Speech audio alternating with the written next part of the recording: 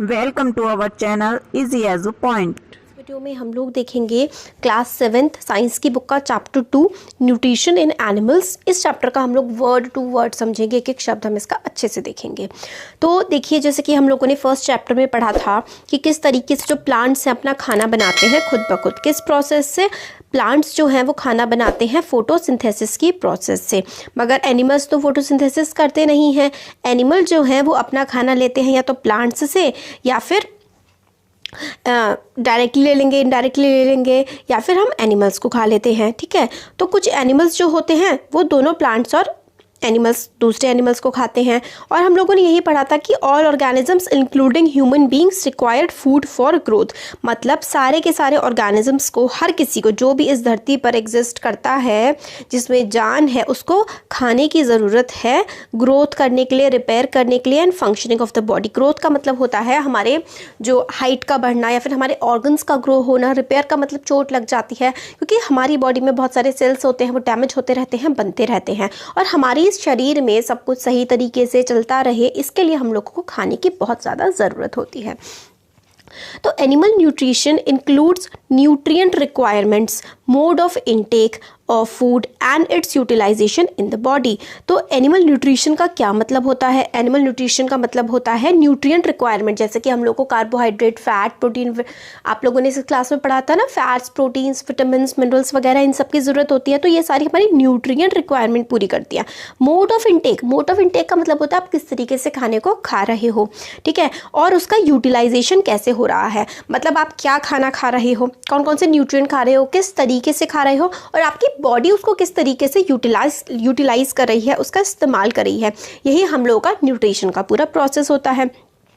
हम लोगों ने वेरियस कंपोनेंट्स ऑफ फूड के बारे में पढ़ा था, तो वही हम लोगों ने देखा ना, फैट्स हो गए, विटामिन्स हो गए, मिनरल्स हो गए, कार्बोहाइड्रेट्स हो गए, ठीक है, प्रोटीन हो गया, ये सारे के सारे वेरियस कंपोनेंट्स होते हैं फूड के। तो components of food such as carbohydrate और कॉम्प्लेक्स सब्सटेंस, मतलब जो कार्बोहाइड्रेट होता है ना, वो काफ़ी ज़्यादा कॉम्प्लेक्स होता है, मैथ्स की तरह। आप ऐसे समझ लीजिए, जिनको मैथ्स टफ लगते हैं, काफ़ी कॉम्प्लेक्स होता है, तो हमको उसको क्या करना पड़ता है, हम लोगों को ना उसको सिंपल बनाना होता है। जैसे कि अगर आप लोगों को बोल दिया जाए कि इसको ऐड करो एक साथ लगातार, है ना, नहीं कर पाएंगे। बट सिंपल कैसे होगा, आप पहले 5 + 2 कर लीजिए तो 7, फिर 2 + 6 कर लीजिए, इस तरीके से ऐड करेंगे तो सिंपल हो जाएगा। तो हम लोग जो कॉम्प्लेक्स कार्बोहाइड्रेट्स होते हैं उसको सिंपल सब्सटेंस में पहले कन्वर्ट करते हैं। और ये जो कॉम्प्लेक्स सब्सटेंस होते हैं can not be utilised as such, ऐसे ही हम उसको इस्तेमाल नहीं कर सकते, तो हम उसको तोड़ लेते हैं, हम लोग सिंपल चीज़ में उसको हम कन्वर्ट कर लेते हैं। तो हम लोग क्या करते हैं, हम लोग उसको ब्रेक डाउन कर देते हैं सिंपल सब्सटेंस में।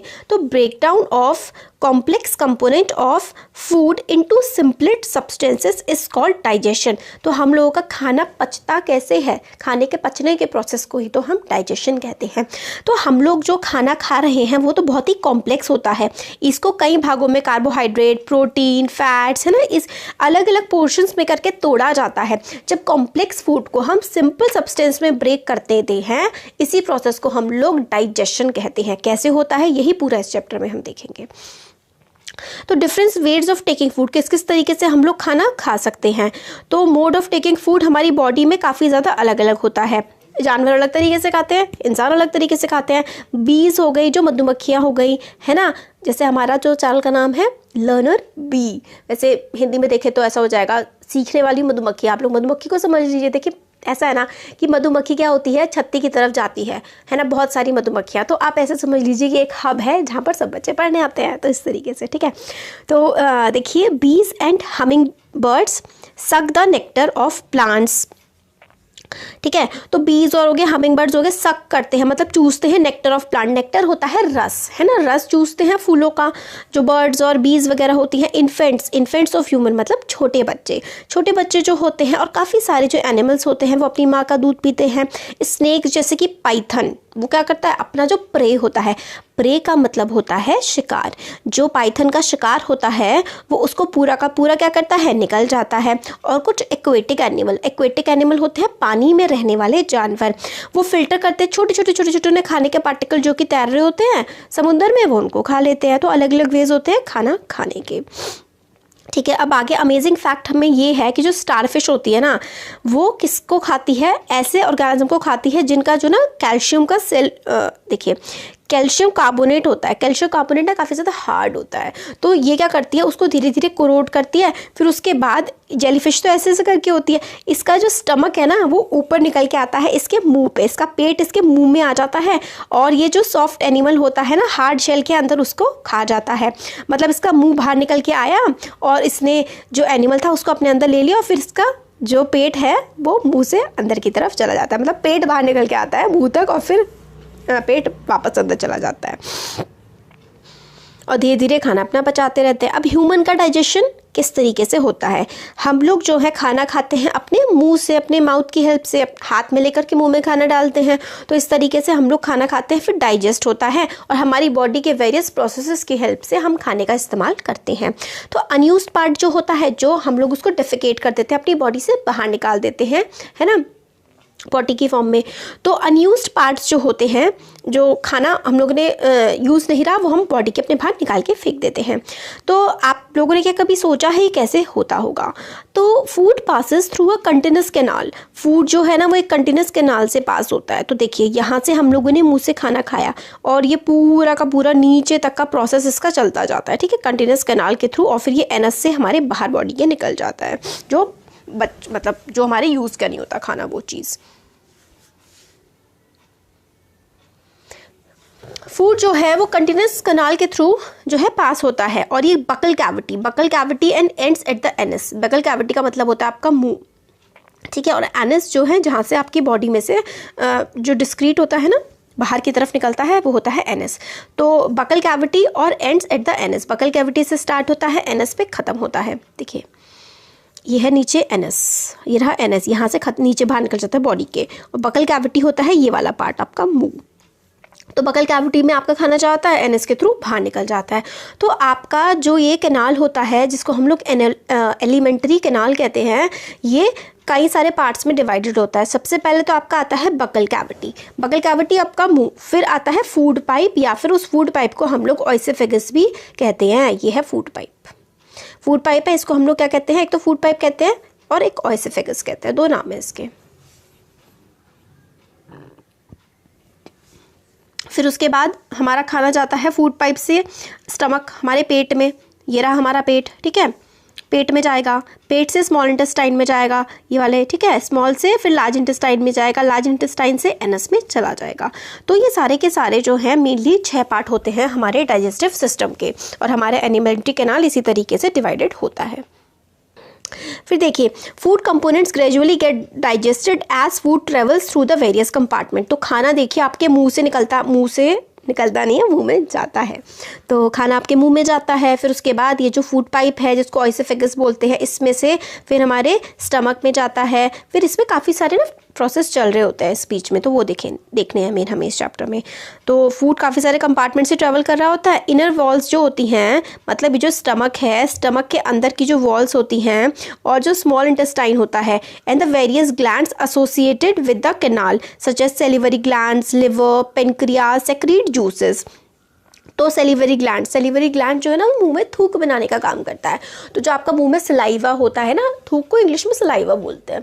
तो जो सलाइवा होता है ना, वो आपके जब आप खाना खाते हैं, तो जो खाना आप मिक्सिंग कैसे होती है, जब आपने दांतों से काटा, फिर उसके बाद एक वो लिक्विड सा बनने लगता है ना, थोड़ा थोड़ा सेमी लिक्विड टाइप का, तो वो सैलिवरी ग्लैंड की वजह से होता है। फिर उसके बाद लिवर जो है वो भी जूसेस सेक्रीट करता है। जूसेस आप आगे जाके देखेंगे कि ये मतलब हार्मोन्स होते हैं, कुछ एंजाइम्स होते हैं। तो पेनक्रियाटिक जूसेस भी सेक्रीट होते हैं। ये जूसेस जो है ना, वो क्या करते हैं, आपका खाना बहुत कॉम्प्लेक्स होता है, उसमें carbohydrates, fat, vitamin, minerals, protein होते हैं, सबको ब्रेक करने का काम करते हैं। हमने पहले देखा था ना कि ब्रेक करके ही हम लोग खाने को डाइजेस्ट कर पाते हैं। तो बहुत सारे जूसेस होते हैं जो खाने को ब्रेक करते हैं, फूड को सिंपल सब्सटेंस में कन्वर्ट करते हैं। हमारा जो डाइजेस्टिव ट्रैक होता है ना, ये हम लोगों ने देख लिया 6 पार्ट में डिवाइडेड है, और काफ़ी सारे एसोसिएटेड ग्लैंड्स होते हैं, जैसे कि सेलिवरी ग्लैंड हो गया, पेनक्रियाटिक जूसेस हो गए, काफ़ी सारे ग्लैंड्स होते हैं। और जो ये हमारा पूरा का पूरा एलिमेंट्री कैनाल और सारे जो पेनक्रिया ये जूसेस होते हैं, एसोसिएटेड ग्लैंड्स होते हैं, इनसे मिल करके डाइजेस्टिव सिस्टम बनता है। अब हम लोग पूरा अच्छे से देखते हैं। माउथ या फिर बकल कैविटी। माउथ जो होता है उसमें से हम लोग खाना लेते हैं और माउथ में ही क्या हो जाता है, हमारा खाना जो हम लोग खाना मुंह के अंदर लेते हैं ना, जब खाना खाते हैं, इस प्रोसेस को इंजेशन बोला जाता है। इंजेशन का मतलब होता है मुंह के अंदर खाना लेना, ठीक है। फिर हम लोग ने मुंह के अंदर खाना लिया, फिर आप लोग क्या करते हैं, फिर आप लोग उसको चबाते हैं। We chew food with the teeth and break it down mechanically into small piece. फिर हम लोग क्या करते हैं, फूड च्यू करते हैं, चबाते हैं मैकेनिकली। देखिए मैकेनिकली का मतलब होता है जिस काम में थोड़ा जोर पड़ता है। आपके चलना एक मैकेनिकल प्रोसेस, आपका भागना भी एक मैकेनिकल प्रोसेस है। इसी तरीके से आपके मुंह को चलाना, अपने दांतों से चबाना भी एक मैकेनिकल प्रोसेस है। मैकेनिकल का मतलब है कि आप अपने आप वो काम कर रहे हैं, कुछ एक एक्टिविटी हो रही है। तो अपने दांत से चबाते हैं खाने को। Each tooth is rooted in a separate socket in the gums. मतलब हर टूथ जो है अलग अलग जगह होता है। यहाँ पर ये देखिए, जो आपके सबसे लास्ट वाले दांत होते हैं, सबसे आखिर में जो दांत होते हैं, उसको हम लोग, आखिर के 3 दांतों को हम लोग मोलर बोलते हैं। जो आखिर के 3 दांत होते हैं उसको क्या बोला जाता है, मोलर बोला जाता है। फिर उस 3 के आगे वाले जो 3 दांत होते हैं इसको प्री मोलर बोला जाता है। फिर और आगे के 3 दांत जो होते हैं कैनाइन, और फिर उसके आगे के क्या होते हैं, आगे के ये जो एक एक दांत होता है, ये वाला और ये वाला, ये इंसीजर बोलते हैं। आपको याद कर लेना और ज़्यादा कुछ नहीं है इसमें, सिर्फ मोलर, प्रीमोलर, कैनाइन और इंसीजर और इनकी लोकेशन, बस इतना याद कर लीजिए, काफ़ी है।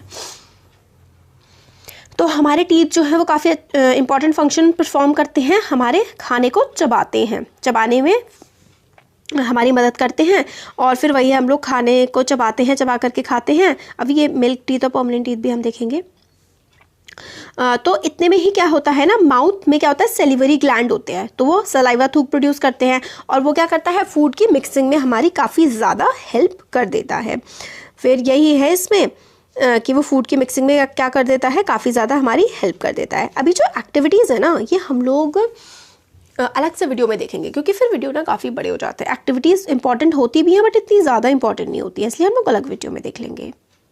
वैसे इस एक्टिविटी में सिर्फ यही है कि अगर आप लोग बिना चबाया हुआ खाना जो होता है ना, आपने राइस खाए, तो राइस में कार्बोहाइड्रेट होते हैं। जब आप कार्बोहाइड्रेट पे जो है ना आयोडीन का सोल्यूशन डालते हैं तो कार्बोहाइड्रेट ब्लू हो जाता है। और जब आप लोग खाने को चबा लेते हैं तो हमारा जो सलाइवा होता है ना, वो कार्बोहाइड्रेट को किस में चेंज कर देता है, स्टार्च में चेंज कर देता है। तो स्टार्च के में चेंज कर देता है, इसलिए जो है, जो चावल आपके चबाए हुए हैं मुँह के, वो कलर चेंज नहीं करते हैं। इसमें आपको एक तो उबले हुए चावल डालने हैं और मुंह में चबाए हुए चावल डालने हैं, फिर आयोडीन सोल्यूशन डालना है। आयोडीन सोल्यूशन जो उबले हुए चावल हैं वो उसको ब्लू कर देगा, बट जो चबाए हुए चावल है ना, उसमें कार्बोहाइड्रेट से, हमारे सेलिवरी ग्लैंड की हेल्प से हम लोगों ने क्या किया है, कार्बोहाइड्रेट को हमने स्टार्च में चेंज कर दिया है। इसका मतलब क्या निकलता है कि हमारे मुंह के अंदर जब हम लोग खाने को चबा रहे होते हैं, उसी टाइम पर ही क्या होता है, उसी टाइम पर हमारा saliva breaks down the starch into sugar. ठीक है, जो स्टार्च वाली चीज़ प्रेजेंट होती है ना, कार्बोहाइड्रेट से स्टार्च, और स्टार्च से क्या बन जाता है, वो शुगर में कन्वर्ट हो जाता है। मतलब सलाइवा स्टार्च को शुगर में कन्वर्ट करता है। वेरी इंपॉर्टेंट, सलाइवा जो है, हमारा जो सलाइवा होता है ना, थूक जो होता है, वो स्टार्च को क्या करता है, शुगर में चेंज कर देता है। और टंग क्या होती है, हमारे मुंह के अंदर क्या होती है, जीभ भी होती है। ये फ्लैशी सा ऑर्गन होता है, हड्डियाँ तो होती नहीं है, है ना, फ्लैशी ऑर्गन होता है और बकल कैविटी में ये प्रेजेंट होता है और हम इसको कहीं पर भी मूव कर सकते हैं। इसका फंक्शन जो है ना, क्या होता है, हम ये मिक्स सलाइवा प्रोड्यूस करते हैं। हमारी टंग ही तो सलाइवा प्रोड्यूस करने का काम करती है और फिर उसके बाद हम लोग च्यू कर पाते हैं और खाने को आराम से स्वलो कर पाते हैं। और हम जो खाने का जो टेस्ट है ना, वो भी हम किसकी मदद से कर पाते हैं, हम लोग टंग की मदद से ही, तो जीभ की मदद से ही तो चीज़ों को टेस्ट कर पाते हैं। अब मिल्क टीथ और परमानेंट टीथ, मिल्क टीथ वही होता है जब हम लोग छोटे होते हैं ना, 6 से 8 ईयर की एज के, तो हमारे दांत मिल्क टीथ होते हैं। और जब छोटे बच्चे के दांत आते हैं और 6 से 8 साल की एज में वो गिरने भी लग जाते हैं। उसके बाद जो दांत आते हैं, जो आपके अभी दांत हैं, वो परमानेंट टीथ है, वो आपकी पूरी लाइफ रहेंगे, कि अगर आपके बस ख़राब ना हो जाए। ठीक है, आगे जो है, आगे एक और बॉक्स है, स्वीट्स एंड टूथ डिके। तो बस यही है कि हमारे मुंह में काफ़ी सारे बैक्टीरियाज प्रेजेंट होते हैं, वो हमारे लिए हार्मफुल तो नहीं होते, बट अगर हम लोग अपने दांतों को साफ़ नहीं रखेंगे, अच्छे से खाना खाने के बाद दांतों को नहीं साफ़ करेंगे, तो ये बैक्टीरिया डेवलप करने लगेंगे और बड़े होने लगेंगे। ये ये बैक्टीरिया क्या करते हैं, शुगर को जो प्रेजेंट होती है ना उस पे ये एसिड में कन्वर्ट कर देते हैं। मतलब जो हमारे दांतों में शुगर रह जाती है उसको बैक्टीरिया क्या करते हैं, एसिड बनाते हैं। बैक्टीरिया शुगर को एसिड में कन्वर्ट कर देते हैं और इन एसिड की वजह से हमारे दांत खराब होने लगते हैं, जिसको टूथ डिके बोलते हैं। और टाइम के साथ साथ हमारे दांत काफ़ी ज़्यादा ख़राब हो जाते हैं। इसलिए जो चॉकलेट हो गई, सॉफ्ट ड्रिंक हो गई, स्वीट ड्रिंक्स वगैरह, ये सब टूथ डिके के लिए काफ़ी ज़्यादा मतलब वो होती है रिस्पॉन्सिबल। तो हम लोगों को कम से कम दिन में 2 बार जो है दांत साफ करने चाहिए अपने, मतलब दांतों से कर लीजिए, ब्रश करना चाहिए, मतलब ये बात है। और डेंटल फ्लॉस होता है, मतलब उसमें से आपके दांतों में कुछ फंसा वगैरह है तो वो उससे निकल जाता है। तो अगर हम ऐसा करेंगे तो हमारे जो दांत है वो हेल्दी रहते हैं।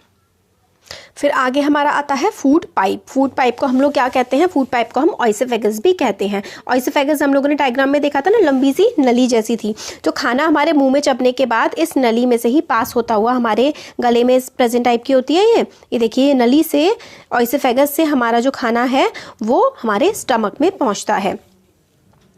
तो यही है कि along the neck and the chest, chest से होता हुआ फूड जो है वो नीचे की तरफ पुश डाउन होता है। फूड पाइप की जो वॉल होती है उस खाने को नीचे नीचे की तरफ धक्का देती है। और ये मूवमेंट जो है ना सारा का सारा, ये actually this movement takes place throughout the alimentary canal and pushes the food downward. तो पूरा एलिमेंट्री कैनाल मतलब बकल कैविटी से लेकर के एनएस तक ये मूवमेंट चलता ही रहता है, खाने को नीचे धक्का देने वाला। कई बार फूड जो है इज़ नॉट एक्सेप्टेड, कई बार फूड को स्टमक एक्सेप्ट नहीं करता है तो क्या होता है, वापस पूरा का पूरा प्रोसेस हो जाता है और उल्टी हो जाती है। तो इंस्टेंसेस आपको रिकॉल करने, जब आपको वॉमिट होती है तो खाना जो सारा का सारा होता है, पेट अगर उसको डाइजेस्ट नहीं कर पाता वो सारा बाहर निकल के आ जाता है। तो एलिमेंट्री कैनाल की हेल्प से हमारा मुंह से खाना पेट में जाता है और एलिमेंट्री कैनाल में मूवमेंट्स होती रहती है जिसकी वजह से उसको नीचे पेट में पुश करता है वो। अब आता है हमारा स्टमक, हमारा पेट। तो stomach is a thick walled bag. Stomach जो है वो काफ़ी एक बैग जैसा होता है, काफ़ी मोटा सा थिक से उसका बैग होता है। और इसकी शेप जो है ना जे टाइप की होती है, मतलब इस टाइप की, ऐसे करके ये देखिए, ये दे रखना, ये होता है हमारा स्टमक इस टाइप का। हाँ, जे शेप का स्टमक होता है। और सबसे बड़ा widest part of alimentary canal, alimentary canal हमारा बकल कैविटी से एनएस तक, जिसमें हमारा stomach, small intestine, large intestine सब कुछ आता है। तो एलिमेंट्री कैनाल का सबसे बड़ा पार्ट ये होता है। और ये it receives food from food pipe, food pipe से फूड रिसीव करता है एक तरफ से, ठीक है, फूड पाइप से खाना आता है और स्टमक में जाता है और स्टमक से स्मॉल इंटेस्टाइन में जाता है।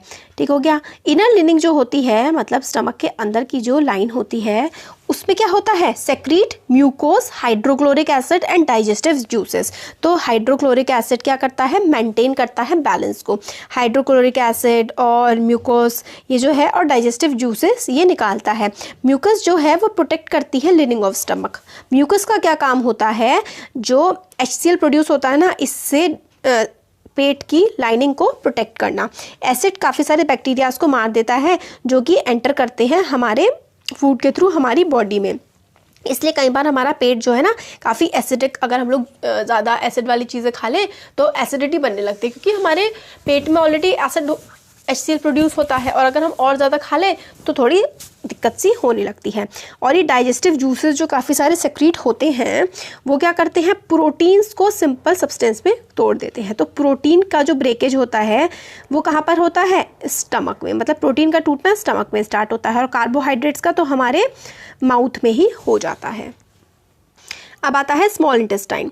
Small intestine is highly coiled and about 7.5 metre long. इतनी ज़्यादा लंबी चीज़, हम लोग कितने मीटर के होता है, अगर आपको पता है ना कि हम लोग की जनरल हाइट कितनी होती है तो आप ज़रूर बताइएगा।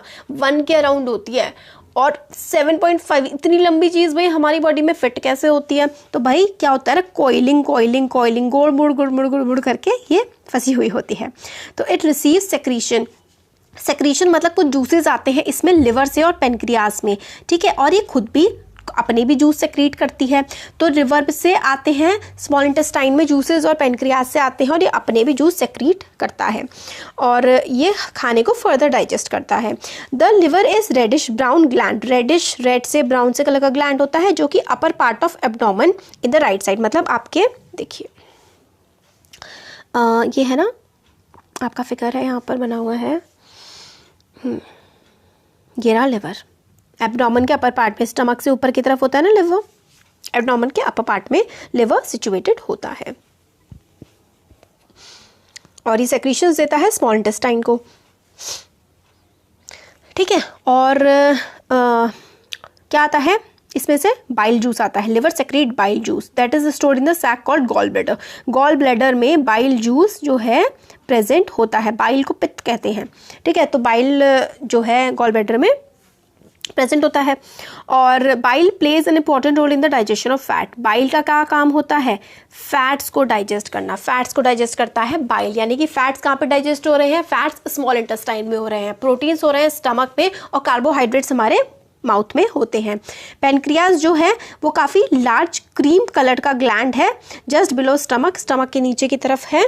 और पेनक्रियाटिक जूस जो होते हैं ना, जैसे कि कार्बोहाइड्रेट्स, पेनक्रियाटिक जूस एक्ट करता है, काम करता है कार्बोहाइड्रेट, फैट और प्रोटीन पे and change them into simpler forms. तो पेनक्रियाटिक जूस जो आते हैं वो कार्बोहाइड्रेट, फैट और प्रोटीन तीनों पे एक्ट करते हैं, यानी कि स्मॉल इंटेस्टाइन में कार्बोहाइड्रेट, फैट और प्रोटीन सब पर एक्ट होता है, सबका डाइजेशन होता है और इसको सिंपलर फॉर्म में कन्वर्ट करने में हेल्प करता है। और the partly digested food now reaches the lower part of the small intestine where intestinal juice completes the digestion of all components of the food. फिर जो डाइजेस्टेड खाना होता है जो कि स्मॉल इंटेस्टाइन में पहुंच गया होता है, फिर उससे नीचे की टाइप के पार्ट में वो पहुंच जाता है। Carbohydrate get broken down, carbohydrate और छोटे सिंपल शुगर्स में कन्वर्ट हो जाते हैं, ग्लूकोज, फैट्स, ठीक है। देखिए कार्बोहाइड्रेट्स किस में चेंज हो जाते हैं? ग्लूकोज में हो जाते हैं स्मॉल इंटेस्टाइन में। फैट्स किस, ये चीज़ बहुत ज़्यादा इंपॉर्टेंट है, आपके एग्जाम में बहुत ज़्यादा पूछी जाती है। फैट्स चेंज होते हैं फैटी एसिड्स में और ग्लाइसरॉल, ठीक है, ग्लाइसरॉल में, फैटी एसिड ग्लाइसरॉल में और प्रोटीन होते हैं अमीनो एसिड में। ये आप अपनी बुक में मार्क कर लीजिए, ये तीनों लाइनें ना आपके 10th क्लास के एग्जाम में भी आती है, ये तीन चीज़ें। आप 7th क्लास अच्छे से करिए, 7th का और 10th का कोर्स बहुत सिमिलर होता है। तो देखिए फैट्स जो है वो ब्रोकन डाउन होते हैं सिंपल शुगर्स में, फैट ग्लूकोज में होते हैं, ठीक है। सॉरी कार्बोहाइड्रेट्स जो हैं वो ग्लूकोज में, fats fatty acids and glycerol में और प्रोटीन्स अमीनो एसिड्स में। ये बहुत इंपॉर्टेंट है।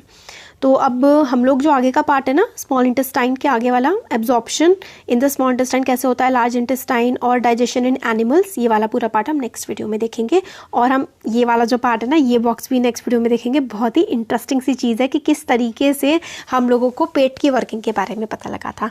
तो कैसा लगा वीडियो ज़रूर बताइएगा, अच्छा लगा लाइक करिए, चैनल को सब्सक्राइब करिए, फ्रेंड्स के साथ भी शेयर करिए। Thank you.